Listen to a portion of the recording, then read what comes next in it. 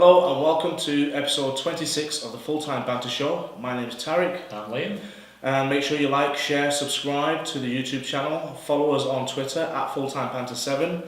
Even more crucial than ever before because of the fixture congestion. Exciting time, second half of the season coming up, so you'll want all the information we're putting out about price rises, price changes, and the crucial double game weeks and blank game weeks. Yeah, so it all gets a bit mad, a bit hectic.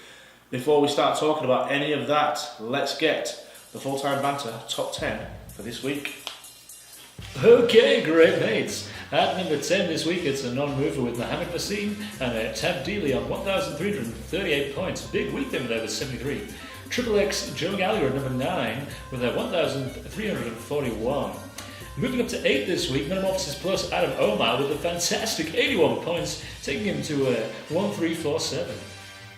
Ali Aubameyang, Sibu Siso Kawapi on 1,362 points in 7th place. Down to 6 this week, Andrew Mercer and the Mighty Reds wannabes with 1,377 points. 1 point ahead of him in 5 this week. Going up is Gulshan Jane, You Talking to Me. Bill City FC 1 point ahead again. A lot of congestion in that middle of the top 10, mates. Tighter than a crab's arsehole. That's watertight. That's Bill City FC, Billy Mottram in 4th place.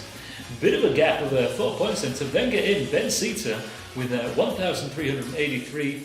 The Garthatron, Gary Watson in 2nd place with 1,386. But a return to form for Gunning Santosh Kaneke with 74 points this week, opening up the lead again to 1,439 points. Well done to him. Very good, thank you very much. Yeah. Yes, we're going to talk about the top 10 a little more in relation to what's going on with the team. So let's move on quickly to lowest point scorer this week, and we've got 2 tied. And the interesting thing, as I said last week, is the league's been tidied up now. There's no dead teams. Everybody's active and trying their best, hopefully. So unfortunately, we've got 2 lowest scorers. The first one, who's been previously been a low scorer, is our friend Frankie Buckler. Well, never met Frankie. I don't know if it's a he or a she. But thank you for being part of the league anyway, Frankie. Frankie Buckler, ABCDEFC is the team. I do like that name. I don't like it. Fuck though. you then. Who is 83rd currently in the league with 1,080 points. And this week only managed 38 points. But the team isn't all that bad. The team's pretty shit hot, to be honest. It's reasonable, isn't it? And like I say, that's the thing about with the active teams. They've got the current players in there. So I mean, Robertson doing well, Hollybass as well. Hollybass is a bit of a card magnet, gets yellow cards, but decent. I mean, apart from Felipe Anderson going off the boil, Stevens, you could argue, and Mitrovic. Why do you still have Mitrovic, Frankie? And Aubameyang just, doing what he does best. There's nothing at the moment. So keep trying. Good team there. No, nothing drastic. I think 1 or 2 transfers. And 1 or 2 crucial ones, which we're going to talk about shortly. The second lowest. The other lowest point scorer this week, somebody that I know again. It's Simon Mann, my very good friend. Oh, okay. And his team is called Tony Blackburn Rovers, which I do very much like that team name. You did pick that at the beginning of the season. I did. As one of your favourite names. So, Simon got no, he didn't. He got 1,000 points in a game week. Got 38 points this week, so he's in 81st. With 1,093 points overall. And I'll be honest, I'm not sure where he's up to with his team, if he's still checking on it. It was his engagement due this weekend, so maybe that was playing on his mind a little bit. Could have been playing on my mind, mate. Yeah, was it that Simon Mahone? Yeah. Okay, congratulations, Simon. I hope you're watching. Yeah, congratulations on the engagement. You happy bastard. He doesn't like happy people currently. No. I just don't like happy people. But yeah, return to form coming up, Simon. I can feel it. Yeah, good stuff. Well, highest scorer of the week this week then is somebody who's currently in the top 10, which is fantastic news. Good to hear. Or maybe not for me, because I'll tell you anyway. But Adam Omar with Metamorphosis Plus, currently sitting 8th. He rose up to 8th, 1 place I think it was, on 1,347 points. With an overall rank of 38.5k, which I know usually I don't include the rank, but there's a reason I have, which we'll talk about. But he got managed 81 points, and pretty much it's if you look at this team, suggest you take good note of this team because it is very relevant to what we're going to talk about next, which is the essential players that you should be having in your team by now at this stage. Yeah. But before we move on to that, we'll give you the rundown on our teams, Liam. Yep, so Lingardium Leviosa this week got 65 points, pretty damn good. As you can tell from the bench, I had definitely two, so yeah, both my strikers went off, so I ended up with a 5-4-1, which I don't mind. I quite like the wacky formation sometimes. Yeah, the captaincy of Salah massively paid off. Richarlison, March, Kane, not doing a lot, but defence and keeper is where the points were to be found this week for myself, personally. Right. Yeah, so where am I up to now? Yep, up a whopping 234,000 to 1.26 mil and up to 53rd in our league. So I finally had a jump that's equivalent to my losses at the league forward. So I'm happy with it. It's good, yeah, because I was saying before I talk about mine is you do need. I think if you get a couple of good runs now, you could quickly move up rank and up the league because. It's as I said last week. It's at that stage now where there's a lot of dead teams, a lot of people not paying as much attention, and coming into these next few weeks, you're gonna have to give your team a little bit more attention and look at fixtures, look at player form, look at what's going on in the game to really capitalise. So if you're doing that and others aren't, you could really jump up in the rank. Touch wood. Yeah, myself, I was really pleased. I keep expecting a bad week every week. I don't know why, I just have a feeling that I'm going to have a bad week somewhere. But I managed 76 points, in reality 72 because I took a -4 again, took another hit. But really pleased with that. Moved me up one place to 11th, so I'm just 4 points outside the top 10. Yeah, exciting times, yes. Yeah, if you stopped doing them -4s, you'd have been in. I know. Yeah, so 4 points I could have been in there, but I'm on 1,334 points at the moment, which gave me a 20.6k rank, 20,600 I should say, 20,600 movement up to 55.8k. So I'm just outside the top 50k, which I'm really excited about. And the rank I was talking about is because the 4 points that I'm out of the top 10 equates to around 6,000 people.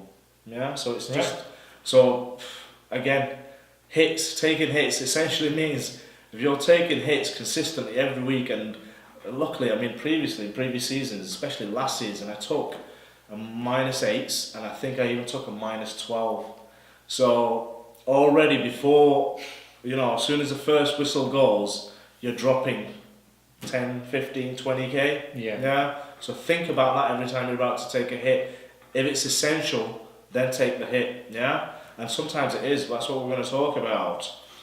So I mean, even looking at that's why I put the rank on Adam Omar's, who's in 8th, and he's only my maths ain't great. It's terrible. In fact, it's only about 13 points. I should be able to add that up. It's about 13, 14 points ahead, and that obviously is equated to almost 20,000. Yeah, about 17,000 odd increase in rank. You're thereabouts, aren't you? You're sniffing around. Definitely. So I mean, that's target for the season for me is to try and finish in the top 10. If I can finish in the top 10 of our league, then I know I've had a tremendous season. It'll be the best ever. I mean, I'll be happy if I'm inside 100k realistically. If I can manage that, that'll be a good end to the season. But if I can get anywhere near inside top 50k, that'll be absolutely awesome. What about yourself? What is your target? I know you had a poor start. It's not been your best season. I have no idea, to be honest. I mean, inside the top million would be nice, considering because I've had to be starting to climb my way back up. But like I say, I think if you have a run, if you have 2, 3, or 4 good weeks, and when I say good weeks now, it's getting to that stage where we said the average should be 50. Should be trying to hit 50 points every week. But now we're seeing it's closer to 60. Yeah, you've got to try and hit 60 plus to consider it a good week. But if you get a few of those, I can easily see you crawling it back up to the top 500k. I think that's the idea. But little goals, respectable. Smart, measurable, all that bollocks, whatever it is, smart targets. No idea. I don't know. You ever done that? No. All right, it's shit anyway. No, I don't pay attention to that stuff. Right, quickly moving on then. This week, topics we're covering is, firstly, essential players that you should have in your team by now if you haven't. Secondly, some small strategies for the second half of the season, in particular in relation to moving up your mini leagues. If it's that stage now, you've got to think about what you're going to do next, yeah? And there's 2 different strategies depending on where you are in your league. And finally, you know, the big talk of this week, in case you haven't realised, KANE being injured, so KANE replacements, and to a minor extent it'll be covered in the other topics, is Trent, if you had Trent, but not as many people did. Right, essential players, who are they, Liam? Can you tell us? So the list we've got is Salah, Robertson / Virgil, because you're likely only going to have one of the 2, David Luiz, Digne, Pereira, Wan-Bissaka, Patrick Van Aanholt, Pogba, Rashford, Fabianski / Alisson, and then additional ones, Trent, KANE / Son. And yeah, so quite a lot of Liverpool there, interestingly, no City. City, yes, we're going to talk about that because, yeah, City have kind of gone off the boil, haven't they? So everybody ditched City assets. But crucially, if you look through all our teams, like we've said, even the lowest scorers this week, if you combine them, Simon's team, Frankie's team, do you know Frankie, by the way? No. Okay. I mean, that Simon has a rule that he doesn't have City or Liverpool players. But he's got Van Dijk, so I think he's brought that this season. But he avoids City players as he It's interesting you say that, because I mean the reason I put Salah at the top of the list is because he is absolutely essential by now. If you haven't got Salah, you are going to suffer. And the people who suffered in the top 10 this week, it was who went down. Joe Gallagher, who only got 48 points, doesn't have Salah in his team. And just outside the top 10, if you remember the name Anand Shah, Bala Briggs. Yeah. Bala Briggs, I don't know if he's a City or a United fan, but he will not have any Liverpool players because I've been following him. He just won't have any Liverpool players in his team. So it makes you wonder. Serves you right. Everton fan maybe. Possibly, because he's dropping like a stone. Yeah, he's way down there. He was in the top 10 at one point. Yeah. And Salah was, early in the season just getting the 8s, but dropping now. So Salah, essential, 1, first of all. Secondly, the best informed defence team. Again, Liverpool. Yeah, so I've put Robbo / Van Dijk because you'd really be struggling to get both and then have more left for a decent team otherwise. You're likely going to have Alisson as well, aren't you? Possibly, yeah. So Louise, I mean, this is the funny thing on Twitter now and on the other podcasts. People are catching up to us now. Fucking hell. We've been saying for weeks. We've been talking about how long have I been talking about? I'm thinking of getting rid of Alonso. We've finally done it. You've got him. I've got him.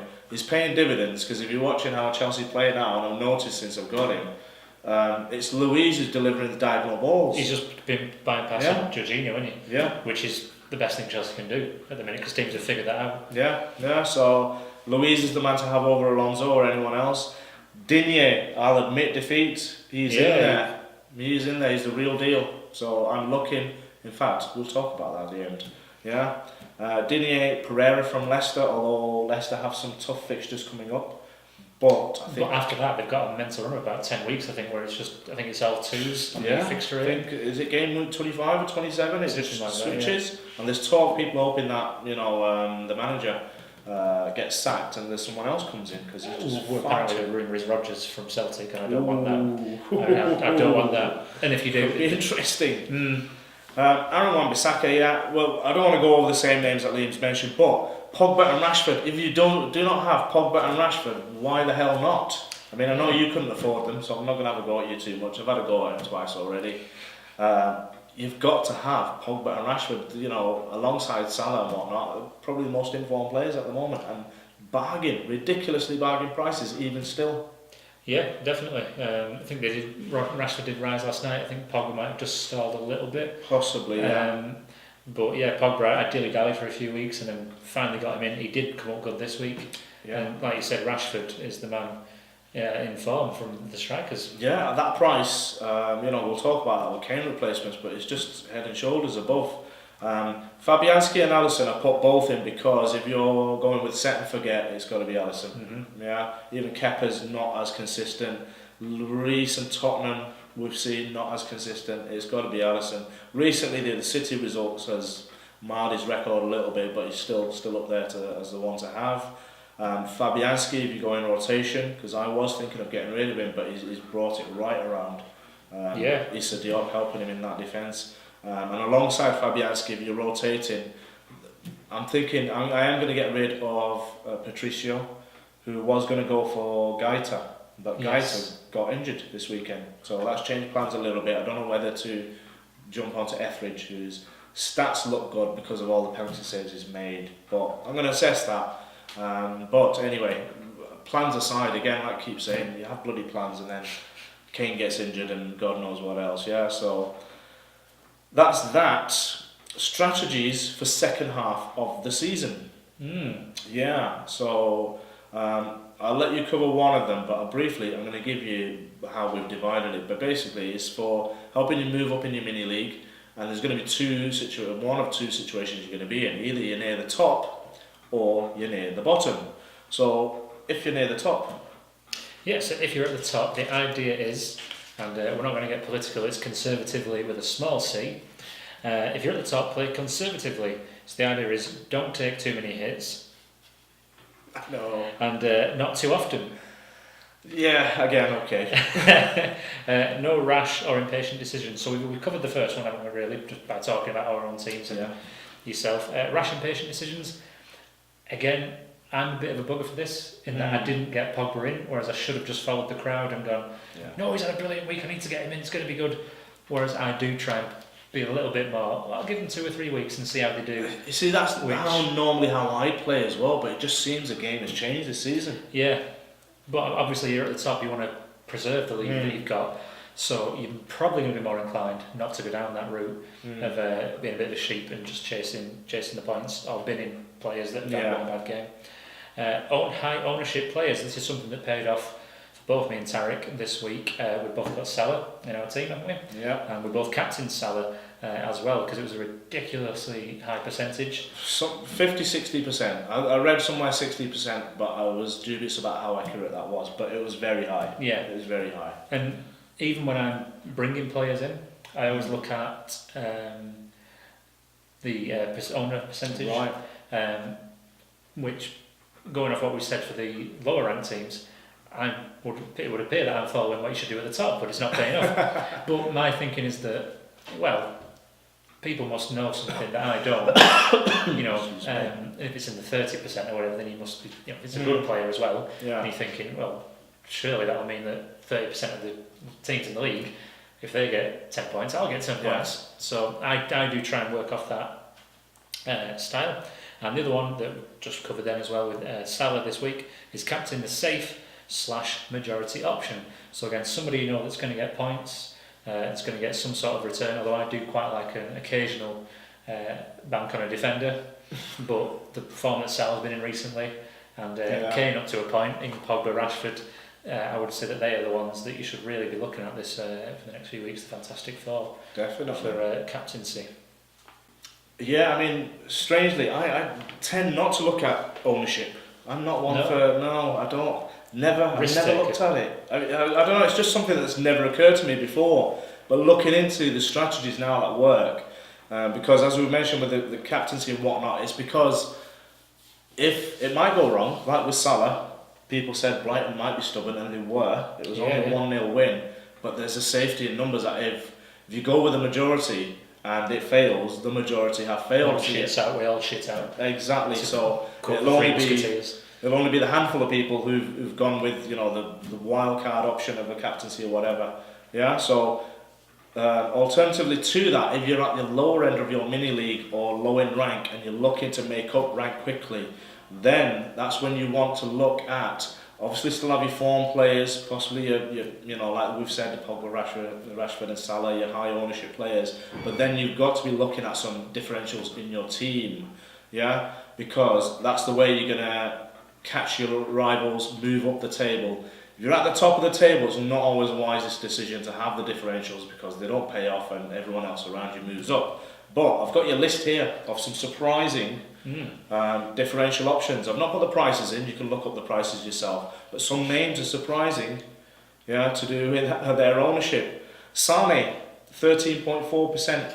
I can kind of get that one with it being City and midfield rotation. Yeah. So I can kind of understand that, even though he's one of the most in form at the minute. Yeah, but only 13.4. I mean, I'm glad I got him in last week. He got the assist, so boosted my points up a little bit. David Luiz still only 13.2%. So people are still believing this myth about Alonso. He's going to come good. He's going to get a haul somewhere. If he does now, so what? I don't care. No. Yeah. David Luiz, you need to be getting him. Yeah, he's a differential, and he's actually getting the points now. He's catching Luiz. Yeah. Sterling is another one. He's only 10.6, but whether you regard him as in form or about to come back into form is another thing. Yeah, that's up to you to have a look at. Etheridge, goalkeeper, only 10.3%, and you might say, well, fair enough, he's in a relegation team, but he's up there for stats and points.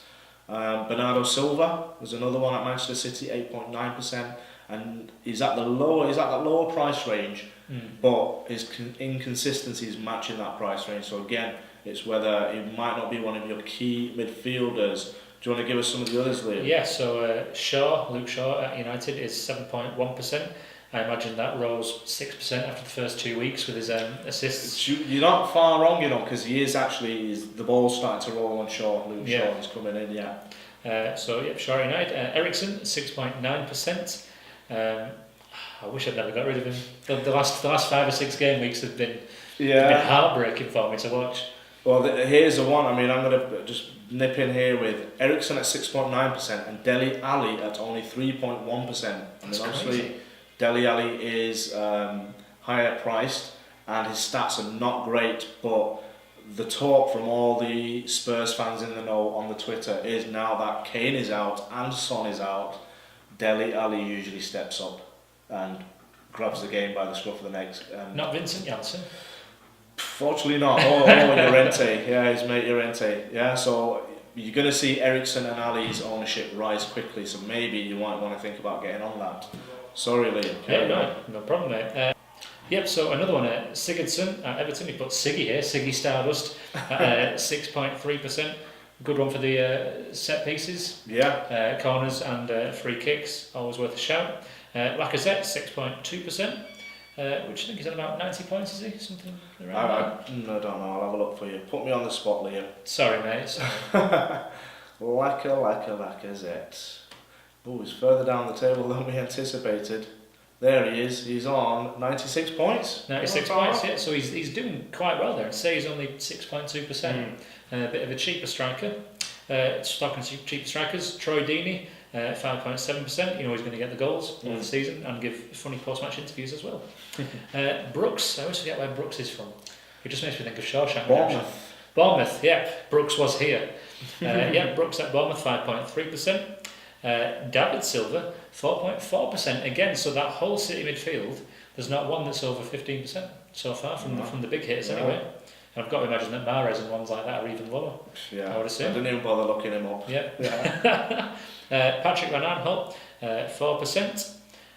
Ali just mentioned 3.1%, and Samir Nasri, 1.4%, coming back to West Ham. Just thought I'd chuck him in there because he looked good. He looked good for West Ham. He's playing in the pocket, the number 10 behind the striker, and he looked good. He looked calm and measured and cool. I know what you're going to be thinking. You're thinking some of those names in there. Sigurdsson, just to correct you slightly on that now, I think Digne has possibly overtaken him with some of the duty set piece and whatnot. But the reason we'll put these in there, the reason they are differentials is because they're not, hot in form. They're not. That's why people are not on them. But if you're in that situation, you're going to have to do your research, see who you're willing to gamble on and how much money you want to put on this particular player, whatever positioning. I mean, majority of these are midfielders, but we've got strikers and defenders in there. So that's the word of caution, a bit of a caveat that we're not saying get these players in and you're going to rise up quickly. It's up to you. Yeah, just shit out and get red card. don't blame us. Do your research and look at which is the best viable option for your team based on who else you've got in your team. But put me on the spot, 2 that I will recommend right now that we've already said. One is David Luiz. Yeah. Without a doubt, you've got to get rid of Alonso and get David Luiz in. Yeah? I never had Alonso, I just went straight to Luiz. There you go. Yeah, so only 32.2, and about $1 million cheaper than Alonso, although I think Alonso has dropped now. But you're saving money. And the second one, which not a lot of people are on this know about, is Patrick Van Aanholt. Really highly recommend it. Palace are looking good. I've done the numbers. I didn't have a chance to put all the data on here, but Patrick Van Aanholt and Aaron Wan-Bissaka are the two Palace defenders back in form. He never left. He Yeah. never left. He's risen. There you go. He's So- 4.2. Right, so you've got him. I'm Yeah, thinking yeah. of getting him back in at some point. Again, it was, I think, because he was so cheap Yeah. that to get rid of him, I wouldn't have found a better option down at that Right. price. So it just made sense to keep him there. I mean, the reason Patrick Van Aanholt, PVA, let's call him PVA. Glue. Yeah, the glue in your team. PVA, the reason he is such a differential is because he's still quite high. He's 5.5 million. So people have obviously gone on to Dinier or might still have Doherty. Yeah, you bought in late to Doherty. Get rid of Wolves' assets, by the way. I'm slowly trying to shift them out. Yeah, but PVA and Louise are my recommendations for your key differentials. There, any others that stood out to you that you want to give a quick shout? Yeah, I'd agree with Louise. Definitely, he's been fantastic for my team, especially in the weeks where Robertson sort of fell away a little bit and wasn't really doing much.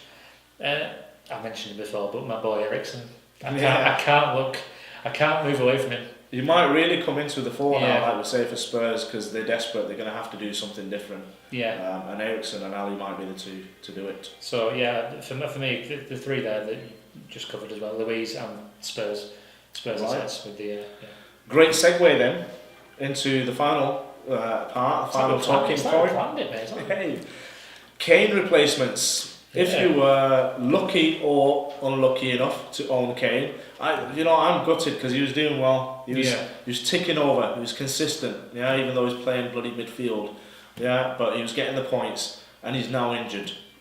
So everybody's wondering what the hell to do, and it's not an easy decision because the strikers are just not firing. No, Just not doing it. It's quite surprising. It's a surprising one that Aubameyang is top. Anyway, when considering performance, like you said, he's very consistent with his goals. You know, he shoots, he scores, sort of thing. But yeah, after that, there's nothing really, is there?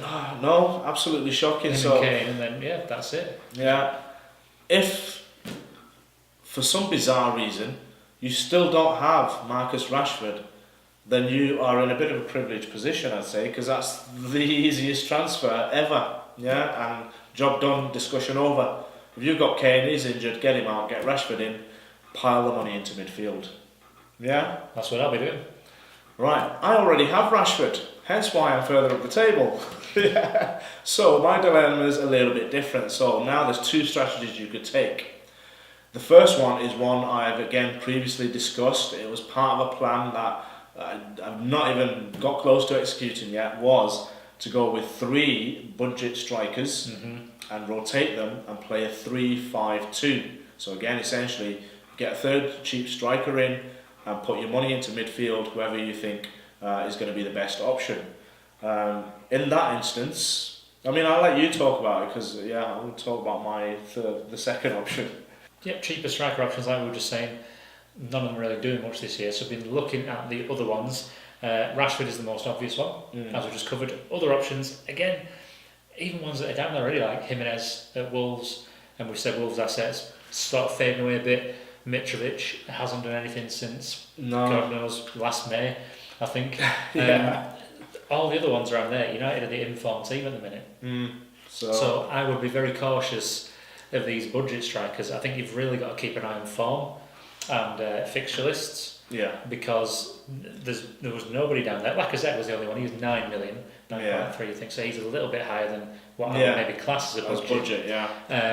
But apart from Rashford, there was nobody really jumping out. I'd be worried. I'd be really worried of going down that route. It's a tricky strategy because essentially what you're doing is you're foregoing your strikers, you're ditching your strikers. Aside from Rashford, you're basically looking at, at the budget striker is only going to get you a return maybe once every 2 weeks, once every 3 weeks. So you're really going to be on the ball and rotating your 3 strikers. But having said that, when I did my numbers looking at form plays and stuff, the only ones, if I was going to, was the ones I mentioned to you, Locadia or Brighton, who's essentially like a wing forward, not an out-and-out striker. Locadia might be okay in certain fixtures, and the other one was Troy Deeney. Yeah. again, fixtures is a problem and Watford's form, but Troy Deeney, I would kind of trust, yeah. And Deeney's consistent over a few years, isn't he, in the Premier League as well, you know. Yeah, and again, he's a differential at 5.7%. So that's that, yeah, whether you're looking at whichever. Jimenez, he's a bit pricey at 6.5 or 6.4 for a budget striker who's not going to get returns every week. So I was reluctant to go towards him. But then, putting the money into midfield, that then is down to you. And you've already mentioned, we've spoken about Eriksen, Dele Alli, gives you those options, and Hazard, the name I do not want to utter.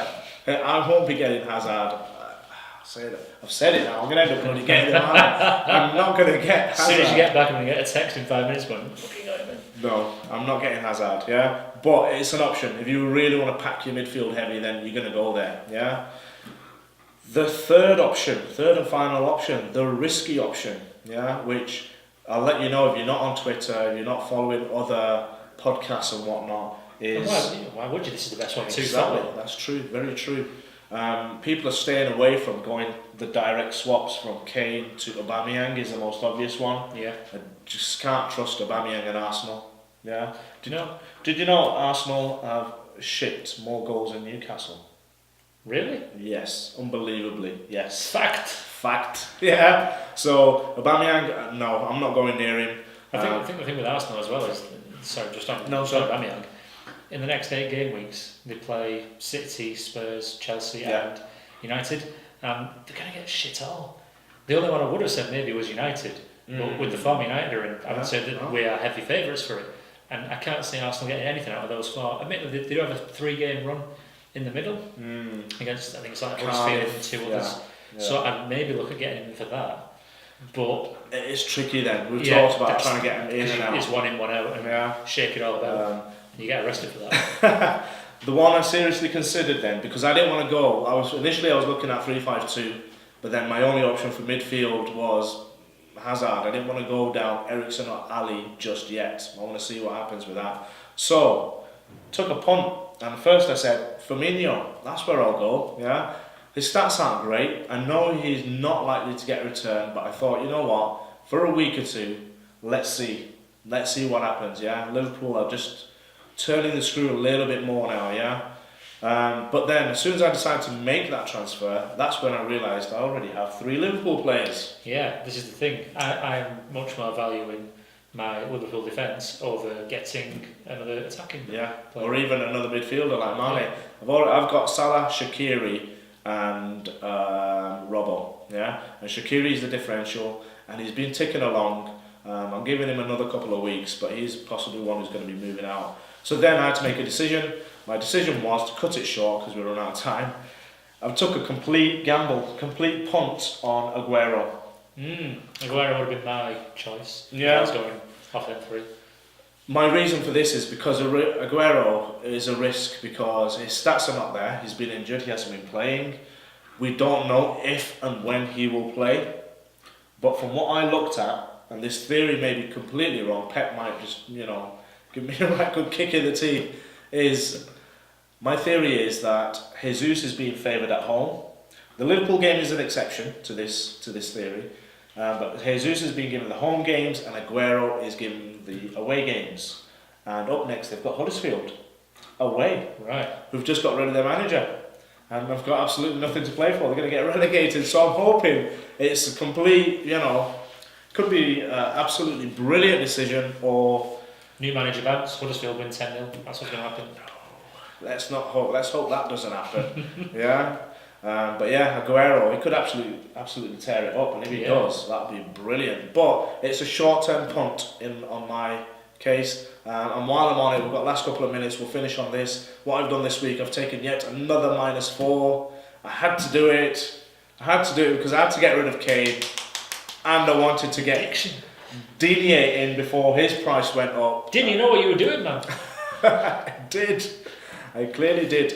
I got rid of Doe. Yes. Yeah. Yes. Got rid of Doherty. Yeah. Got rid of Doherty. Got Digne in because I don't want to miss any more points, and I don't want to miss the price rise. He went up. This is Wednesday night. I made my transfers last night on Tuesday night before prices went up for Digne and the price went down for KANE. So if you haven't done that, you're already 0.2 million out. Yeah. My captain this week is going to be Salah again. Simple as that. Full stop. Liam. Yes, Salah for me as well. I can't remember, I'm top of my head, I can't remember who United play, but Salah. Bournemouth. Yes. At home. Bournemouth at home. Let's have a look. Keep going, keep talking. Yeah, sorry, I was so going to chop. No. Cut that bit. Brighton at home. Yeah, so Rashford, I'm kind of tempted by, but again, like we were saying before, I'll probably go with the majority and the safety in numbers approach of Salah at the schools of tuna. You see. So yeah, I think it'd be Salah for me. I've already made my transfer, KANE to Salah to Rashford, and yeah, that's it for me. I think I've just got to try and work out my formation. I'm feeling a bit fruity. Right.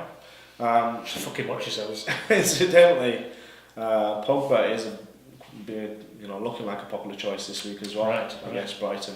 Don't know why, because if they were saying that Brighton's going to be a hurdle for Liverpool, I don't see why it's going to be different for United. Yeah. Or is it that difference in level that Brighton will think, you know what, we'll have these. It's nearly the end. Let's end on a sour note, mate. We've had a nice time. Yeah. Final point. Keep all your chips, keep your wild card, don't be wild carding yet unless you've absolutely got a horrendous team with 4, 5 or 6 injury suspensions and out of form players. Try and keep your wild card, because the rumour is surfacing again of a potential double game week in game week 27. Yeah, so game week 25 is going to be crucial to look at which those teams are. I think City is most likely going to be one, so you might want to get City players back in, and who the other team might, I don't know who it might be, yeah. But at the same time, if they have a double game week, they're going to miss a game week somewhere else. So start planning, start looking. If you're not on Twitter, get on Twitter, follow us, and follow Ben Krellin. He does the spreadsheets for the blank game weeks. He does a fantastic job every year. And yeah, so it's going to be interesting few weeks coming up. Make sure you're on the ball. That's all we've got time for. Nice one.